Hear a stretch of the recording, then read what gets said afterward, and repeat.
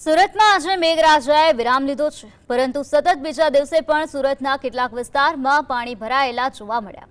શહેરના પોશ વિસ્તાર ગણાતા વેસુમાં સતત બીજા દિવસે રસ્તા પર પાણી ભરાયેલા રહેતા વાહન ચાલકોને હાલાકી વેઠવી પડી. તેમજ પ્રી મોન્સૂનના દાવાઓ સામે સવાલ ઉઠ્યા છે.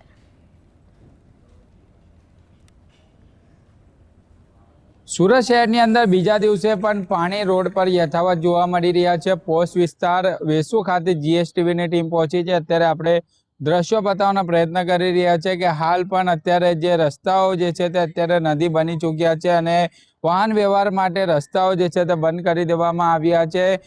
જે વરસાદી માહોલ ગતરોજ જોવા મળ્યો હતો અને 16 ઇંચ વરસાદ સુરત શહેરની અંદર નોંધાયો છે. તેને લઈને સુરતના રસ્તાઓ જળબંબાકાર જોવા મળ્યા હતા. પૂર જેવી જે છે તે સ્થિતિ જોવા મળી હતી.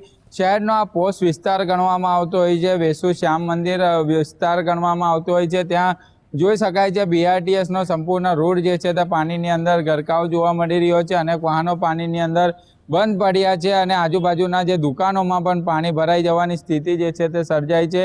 પોસ્ટ વિસ્તાર વેસુ ખાતે પણ પાણી ભરાવાની સ્થિતિ બીજા દિવસે પણ યથાવત જોવા મળી રહી છે. લોકોને ખૂબ જ હાલાકીનો સામનો કરવાનો વારો આવ્યો છે. સાહિદ જગતાપ, જીએસટીવી સુરત.